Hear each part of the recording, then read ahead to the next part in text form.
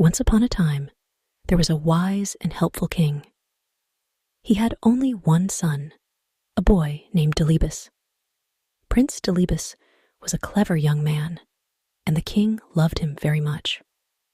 One day, the king called the prince to him and said, "Listen, my son, you will be king after I have died. I want you to be a wise ruler, but you will only be wise if you are happy, and you will only be content if you marry a lovely and clever woman. So I want you to travel around my kingdom. Look for the best woman you can find and marry her. Then I am sure you will become a trustworthy ruler of our kingdom." So Delibis left his father's house, and he began to travel around the kingdom. He went to every town and every village.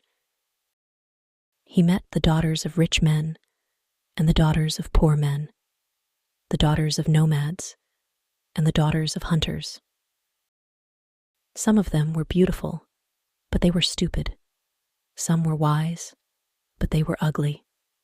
He couldn't find the perfect girl. He spent many years traveling. He didn't look like a prince anymore. His clothes were old and torn, and his shoes were broken. One day, the tired prince lay down to rest under a tree. This was midday, and the sun was high. His food was finished, and he was very hungry. He fell asleep. When he woke up, he saw a girl. She was looking after her father's sheep. Delibis looked at her. She was the most beautiful girl he had ever seen. He wanted to speak to her, but he couldn't. "What's the matter?" the girl said. "You look hungry. I have only a little bread with me here, and you can have it if you like." She took out some bread and gave it to Delibis. He ate it hungrily. "Thank you," he said. The girl started to walk away. Delibis wanted her to stay. "Have you seen my camel?" he said. "No," the girl said. "I haven't seen a camel, but a blind one has passed this way." "Really?" said the prince, "and this camel had no tail." "How do you know?" asked the prince. "And there is a wound on its right side," the girl said. The prince was very surprised. "You haven't seen this camel," he said, "but you have described it perfectly. How did you do it?" "Oh, it was easy," the girl said. "Look at this bush. A camel has been eating the leaves, but it has only eaten from one side of it. This probably means that it's blind in one eye. And do you see this camel dung? It's all together, in one pile. But camels move their tails when they drop their dung. When a camel has a tail, the dung falls in different places." "But what about the wound on the camel's right side?" asked Delibis. "How did you know about that?" "Look here, in the sand," said the girl. "A camel has been rolling here, but it is only rolled on its left side. This means that its right side must be wounded." "I've found the girl I'm looking for at last," the prince said to himself. "Please," he said to the girl, "tell me your name." "My name is Hariri," she said. "And what is your father's name?" "Nakrusa." "Where does your family live?" "Where can I find them?" "Down there," said Hariri, and she pointed to the village in the distance. "I'll come back very soon," the prince said, "and speak to your family. But first, I must go home. I must tell my father. I've found the girl I want to marry." Delibis hurried back to his father's house. "Father," he said, "I found her. She's the wisest and most beautiful girl in your kingdom." His father smiled. "That's good, my son. But don't be in a hurry. Find out more about the girl. Meet her family. Talk to them." So Delibis began the journey back to Hariri's village.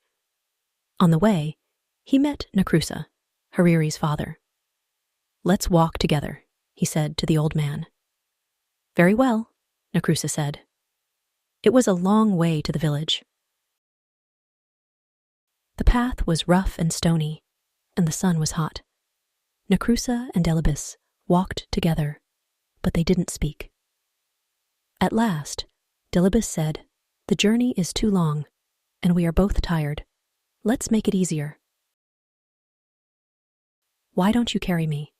Or, if you like, I will carry you. Then the time will pass more quickly." Nakrusa looked at Delibis, but he didn't say anything. What a crazy idea, he thought. What a stupid young man. They walked on and on, but they still didn't speak. After a while, they passed some young men. They were looking after a herd of 100 cows. "Old man," said the prince, "who do these cows belong to?" "They belong to my cousin," said Nakrusa. "He's a very rich man." "Rich?" The prince laughed. "No, he must be poor." "I'm sure he's a poor man. I'm sorry for him." Nakrusa shook his head. What a strange young man, he thought. He's sorry for a man who has 100 cows. A little later, they passed another herd of cattle. There were 10 cows and 1 bull. "Whose cattle are these?" Delibis asked. "Oh, they belong to my neighbor," said Nakrusa. "He's only a poor man." "Poor?" said the prince. "I don't think so. I think he's rich. Yes, he's certainly a rich man." This young man is crazy, Nakrusa thought. They walked on and on, over the hills, until they came to a valley. There was a field of wheat in the valley. It was already yellow and ready for the harvest. "Is this wheat free, so that travelers can eat it?" asked Delibis. "Free?" said Nakrusa. "What do you mean, free?" "Of course it isn't free. It belongs to the farmer." "I don't understand this boy at all," he said to himself. The sun was going down now. It was nearly evening. At last they could see the village in the distance. Some people were coming out of the village. They were carrying the body of a dead man.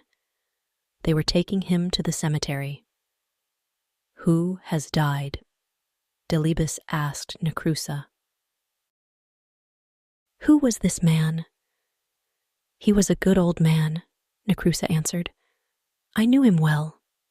"And will his name be buried with him?" asked Delibis. "Or will his name live on? How stupid," Nakrusa thought. "The poor man is dead. Of course his name dies with him. It won't be used again." He said nothing. He walked on towards his house, and Delibis followed him. The prince and Nakrusa came to Nakrusa's hut. The old man turned round to Delibis. He wanted to say goodbye, but the prince had already followed him into his compound. Nakrusa was tired of Delibis. He wanted him to go away.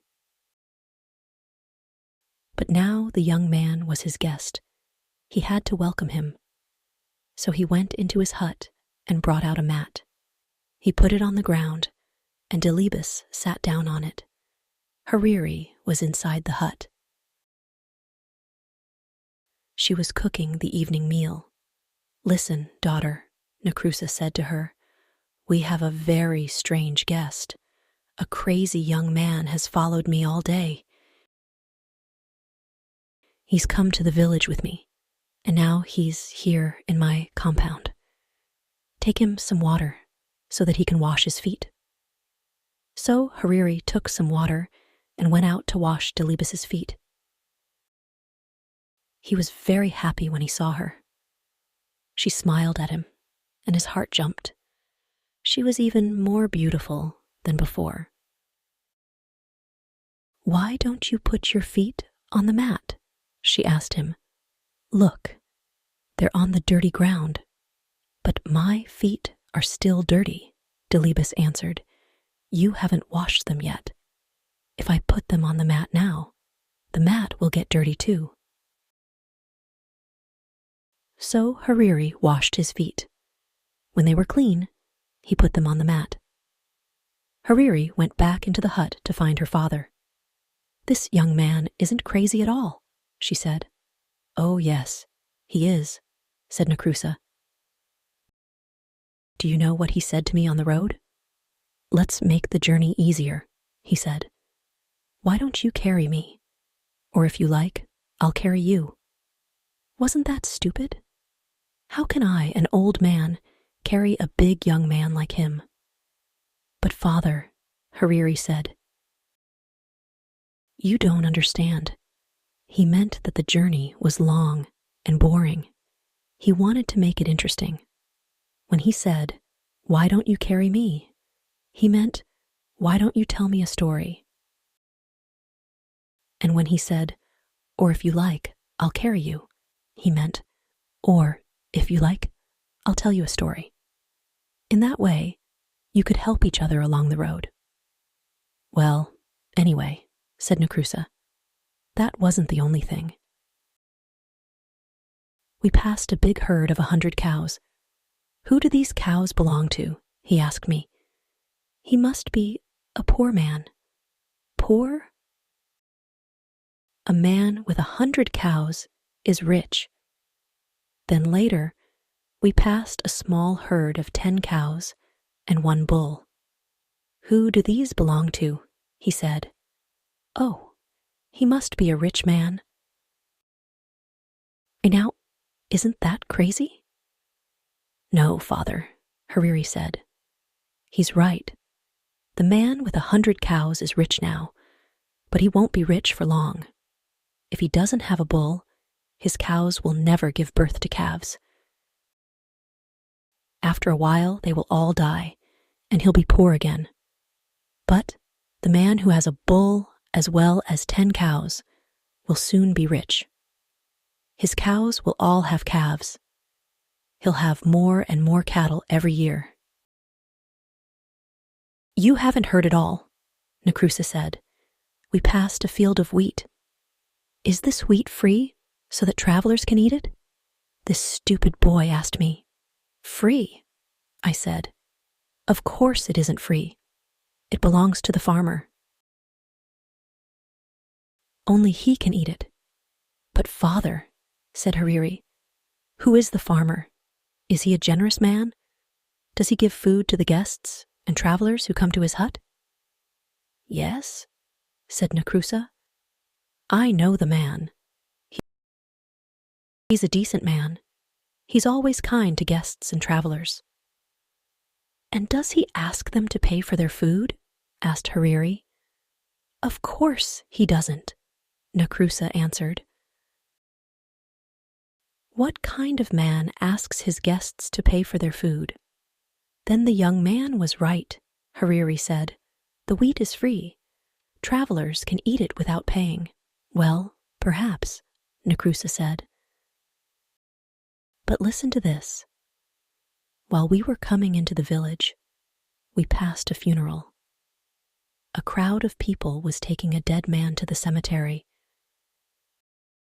And do you know what this poor fool said? Will his name be buried with him, or will it be used again?" "Oh," said Hariri, "that's simple to understand. He was asking you if the man had a son. The father's name lives on in his son. It's not buried with him. It's used again and again." Nakrusa was tired of talking to his daughter. He went to talk to her uncles. My daughter's crazy, he said. You have seen that strange young man sitting outside my hut. He asks all kinds of stupid questions, but my daughter likes him. Does she? Said Hariri's uncles. That's good. Your daughter isn't a child now. She must get married soon. Why don't you let her marry him? He looks like a decent man to us. Oh, very well, said Nakrusa, but it's all so strange. I can't understand it at all. They're both crazy. Hariri heard her uncles and her father. She was very happy. He's so handsome, she said to herself, and so clever. He's the best young man I've ever seen. Delibis was still sitting outside the hut on the mat. He heard Hariri's words. He was very, very happy. The wedding was soon arranged. Delibis hurried back to his father, the king. Hariri is a wonderful girl, he said. The best girl in all Afar.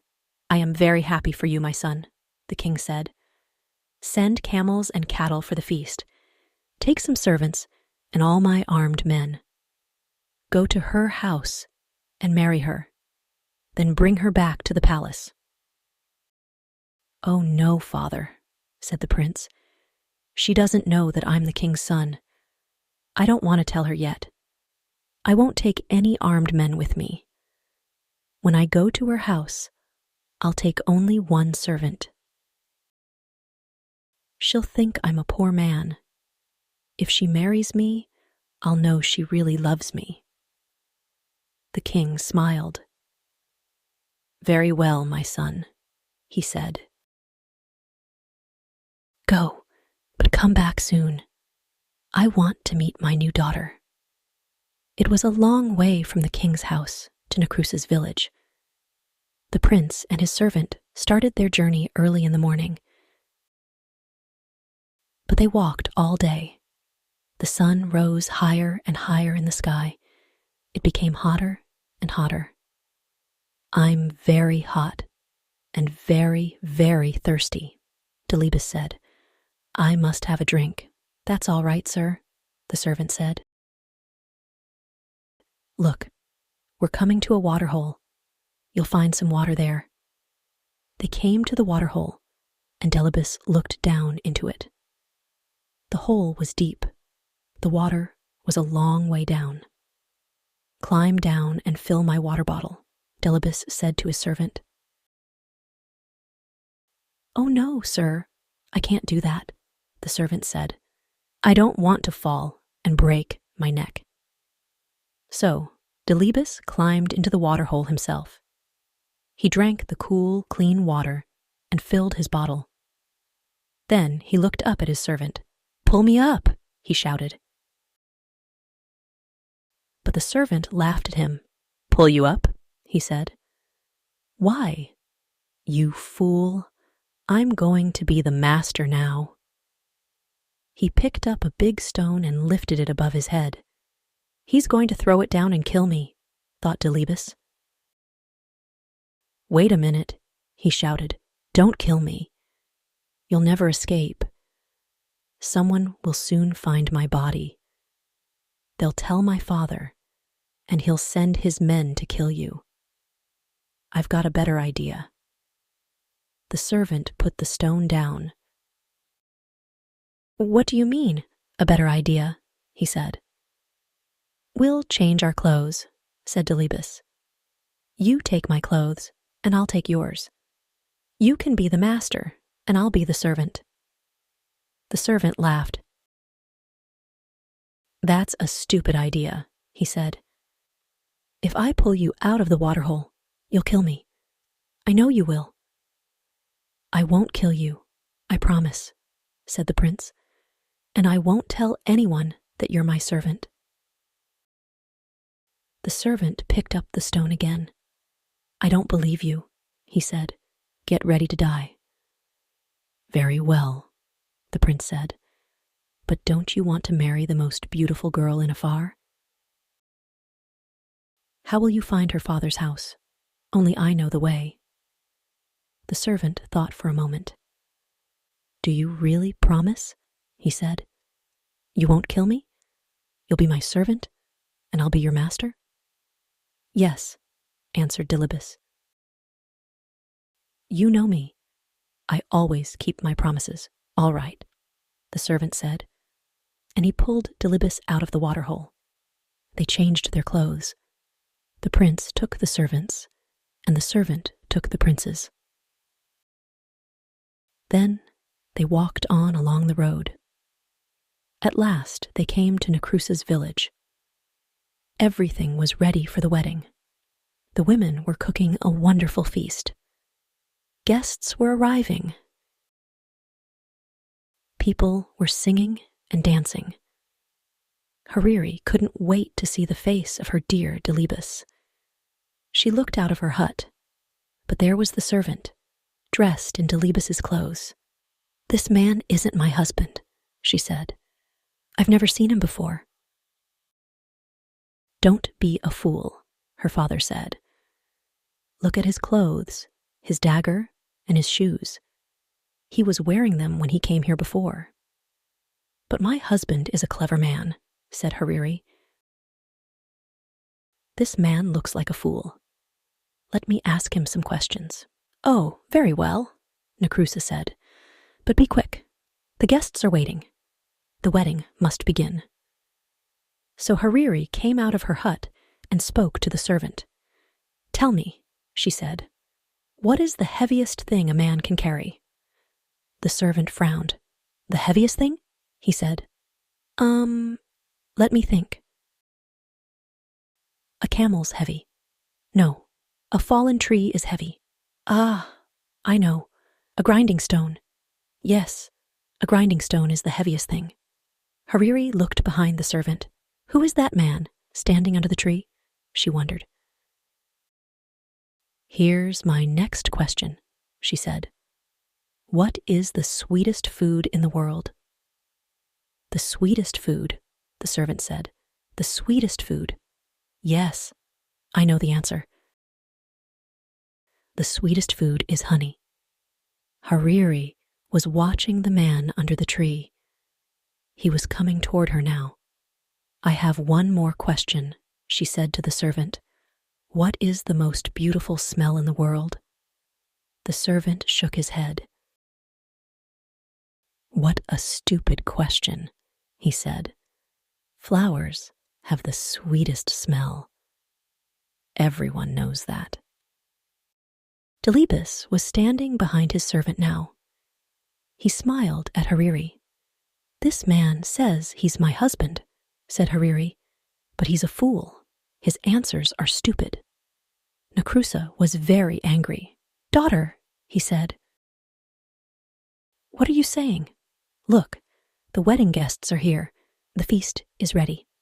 Take this man. He is your husband." "Please, father," Hariri said. "I can't marry a fool. Let me talk to his servant." She looked at Delibis. "Did you hear my questions?" she asked him. "Yes," said Delibis, "and here are my answers.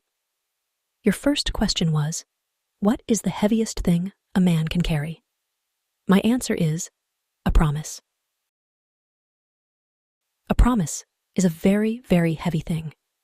For me, just now, it's the heaviest thing in the world. Next, you asked, what is the sweetest food? I know the answer to that question. I was alone once in the desert. I had no food. I nearly died of hunger. Then I met a girl. She gave me a piece of dry bread. It was the sweetest food in the world because I was so hungry. Your third question was this. What is the most beautiful smell? I can answer that one too. It is the smell of the skin on the neck of your baby son. I don't have a son yet. But one day, God willing, he will give me a wife. And one day, God willing, she will give me a son. Hariri laughed and clapped her hands. Did you hear that, father? She said. This man is my husband. But he's only a servant, Nakrusa said. I'm sick of all this nonsense, Hariri. I'm your father. You must obey me. Marry the master, not the servant. Hariri went and stood beside Delibis. Master or servant, this is the man I will marry, she said. The servant was frightened when he heard this. He fell down on his knees. Oh, please, please forgive me, he said to Delibis. I was a fool. Don't tell the king, your father. The king? Your father is the king? Nakrusa said to Delibis. My dear boy, this is wonderful. Hariri, my child, you are right, of course. This is the right man for you. I always knew you were a clever girl. You're going to marry a prince. Where are the singers? Is the food ready? Let the marriage begin. The wedding was a joyful one. Everyone ate and sang and danced. Only Delibis's servant wasn't happy. He went out of Nakrusa's compound and ran away. They never saw him again. The next day, Delibis and Hariri began the journey back to the king's house. Everyone there was thrilled to see them. The king liked his daughter-in-law at once. My son, you have chosen well, he said to Delibis. Now I know that one day you will be a wise and happy ruler. After a year, Hariri had a son. Delibis was very happy. He took his son in his arms. He smelled the skin on the baby's neck. It was the sweetest smell in the world for him. Hariri smiled at him. I have given you a son, she said. Now I want you to give me a promise. Yes, of course, said Delibis. What is it? I'm always frightened when you go out at night, Hariri said. There are bad men in the town, and the wadi is the most dangerous place. Avoid the wadi in the evening when people and animals have returned to town. Promise me, I promise, said Delibis. And so Delibis and Hariri lived happily for many years. They had 7 sons and 7 daughters. The old king died, and Delibis became king. He was a wise and trustworthy ruler. The years passed.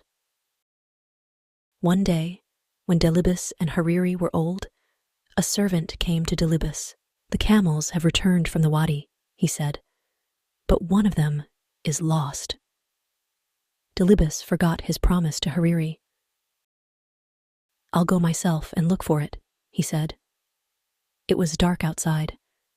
There was only a half moon in the sky. Everything was quiet. There's nobody at the wadi now. Everyone was at home in their own houses. Suddenly, 4 men jumped out from behind a tree. Give us your money, shouted one. Give us your clothes, shouted another. The third man came close to Delibis and looked at his face. Let him go, he said to the others. It is the king. What? The fourth man said. Yes, quick, let him go. But the first 2 robbers laughed. Let him go, they said. Are you crazy? He'll send his soldiers after us. They'll catch us and kill us. No, we must kill him now. They began to argue with each other. Kill him, the first 2 robbers said. Let him go, said the others. The first 2 robbers were the strongest. We must kill you, they said to the king. We want to save our own lives. Give me one last wish before I die, the king said. Very well, said the robbers. What is it? Go to my house, Delibis asked them. Tell my wife that you saw me near the wadi. Say to her, there's a black cow in my herd of cattle. Its horns are too long. It will put out the eyes of the other cows. Take it out of the herd. Is that all? Asked the third robber. No, answered the king. Tell her this. There's a black mat on the roof of my house. Take it away. Put a white mat there in its place. Is there anything else? Said the fourth robber. Yes, Delibis answered. I have 4 camels. Tell my wife to keep 2 of them, but tell her to let 2 of them go. Have you finished now? The first robber said. Yes, said Delibis. Then you must die, the first robber said. And so the robbers killed Delibis. They took his body and threw it under a tree. Come on, the first 2 robbers said. We must run away. No, said the third and fourth robbers. We must take the king's message to his wife. We promised. Are you crazy? The first robber said. She'll know that we killed him. Her sons will kill us. But she doesn't know that he's dead, the third robber said. Nobody knows that he's dead. So the 4 robbers went to Delibis's house. They asked to see the queen. She was talking with her 7 sons. They were all carrying spears. The first robber walked boldly up to the queen. I have a message for you, he said, from your husband, the king. Where did you meet him? Hariri asked. At the wadi, the robber answered. The queen put her hand over her mouth. Her eyes opened wide, and she looked at the robbers. Her sons moved towards her. Is my husband well? She asked. He's fine, laughed the robber. We left him under a tree. He'll be home soon. And what was his message? Hariri asked. The first robber told her the words of the king. When he finished, Hariri said to her sons, Catch these men. Why? Her eldest son asked. They have only brought some messages from our father. The robbers were already running out of the compound. Quick, quick, don't let them escape, shouted Hariri. Her 7 sons ran after the robbers and caught them. They brought them back to the queen. She was crying. What's the matter, mother? Her eldest son asked. Didn't you understand your father's message? Said Hariri. Listen, this is what it means. Take the black cow out of the herd of cattle, he said. It will put out the eyes of the other cows. This means that your father doesn't want the crows to eat his eyes.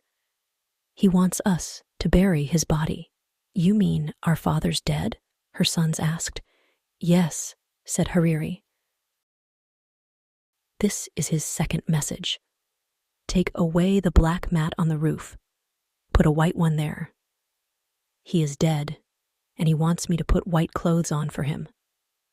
It was these men who killed my father, shouted one of the sons, and all of them lifted their spears.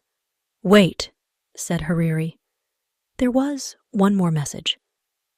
Keep 2 of my camels, your father said, but let 2 of them go. This means that 2 of these men killed him, but 2 tried to save his life. The robbers fell down onto the ground. You know everything, the first robber said. You're right. It was my friend and I who killed the king. These 2 men tried to save him. Kill the murderers, shouted the brothers, and they killed the first 2 robbers with their spears and daggers. Then the third and fourth robbers took Hariri and her sons to the wadi. They found the body of Delibis and brought him home. Hariri put on white clothes, and her sons buried their father. He was a great king, all the people said. Why? Because he was married to a good and clever woman.